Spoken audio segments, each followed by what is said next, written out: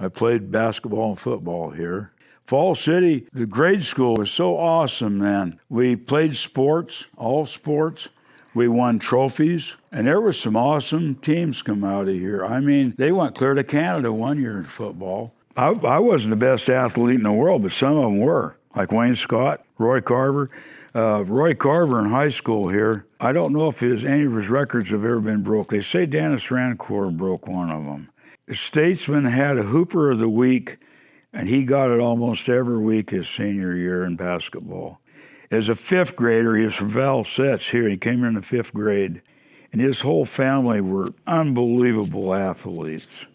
And they'd take him out of class in the fifth grade to play for varsity in the grade school. That's how good he was. He couldn't miss a basket. I mean, he made so many points in one game, I forget what it was. I mean, it's just unbelievable for high school, like 62 points. He'd be in the corner, and they'd have him buried. He'd make a jump shot, and you swear it just curved in one end. He'd come down the floor here, and he'd shoot if they didn't come after him. It was kind of unsportsmanlike in the old days at first to approach somebody till they crossed the center line. They didn't do the full court presses until about 1960. You had to let them come across the center line. There was no three-point shots in those days. But he'd come down the floor, and he'd have 6 points, before the other team ever got down the floor with it. Well, their coaches would just call timeout. And he was the best quarterback in the world.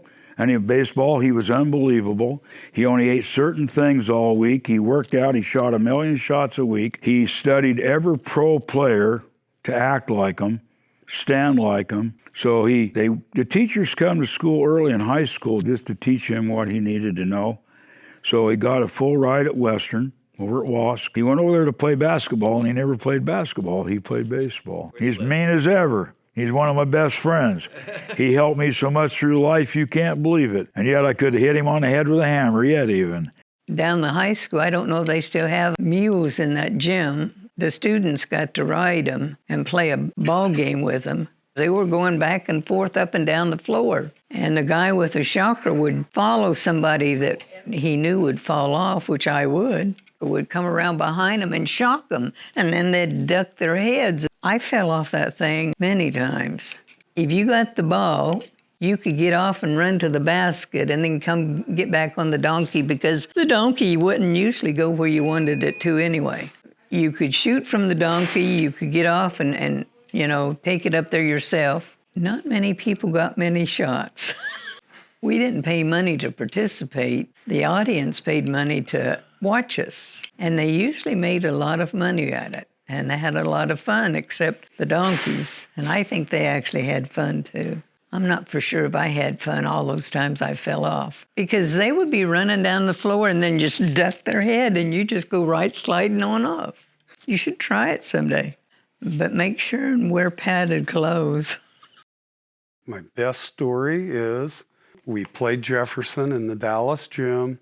They had been unbeaten. We had been unbeaten. We played them. We were 6 points ahead with like 3 minutes to go. We were the best team. No doubt in my mind. We were the best small team in the Valley. So we were sure we had it. Somebody got a fouled out. Another guy comes in. So we wound up with 2 new guys on the floor. Every time they got the ball, they shot it. And they weren't that good, so they missed. We wound up getting that game tied up and losing it in overtime. I will never forget that game. We had a 25-year reunion, and so the coach, who was coach at the time, and the principal were kind of helping coordinate, and it was going to be 3 classes worth because we didn't have enough to make one class.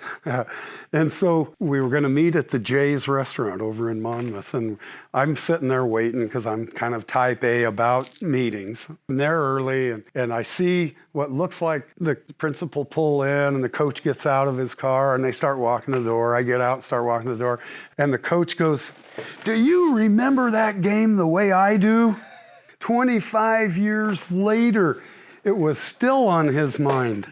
And I said, "Okay, this is how I remember it." And he said, "That's exactly how I remember it. And it still pisses me off."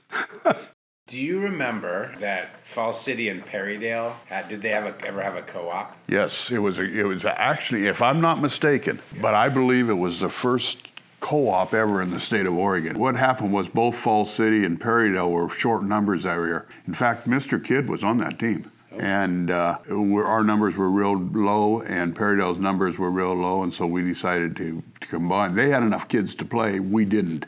So we were going to have to fold our team, and so somebody came up with the idea of combining Falls City and Perrydale and making a team. By doing that, we had to forfeit the rest of our games, but we still played the games. I guess we didn't forfeit the games. We had to agree that we would not play any postseason games, is what it was. They're the Perrydale Pirates, and we're the Falls City Mountaineers, and so we agreed to call us the Fallsdale Buckaroos.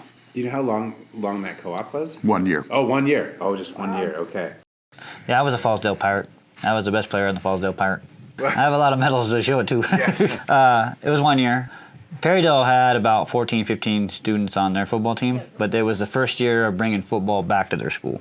We had 8 students total, and we were used to being pretty good, but this year we only had 8 players, and we started the season with 8 players, and you need 8 to play. The second game, one of Mr. Lindenkugel kids, whose mom owned the post office, he tore his ACL, so we had 7 players. So we decided to join with Perrydale and become the Fallsdale Buckaroos, and be honest, Mr. Burgett was kind of the founder of the Buckaroo name, because we were all standing in a circle, and people were throwing out Pirates, Mountaineers, Mountain Pirates. They were throwing those.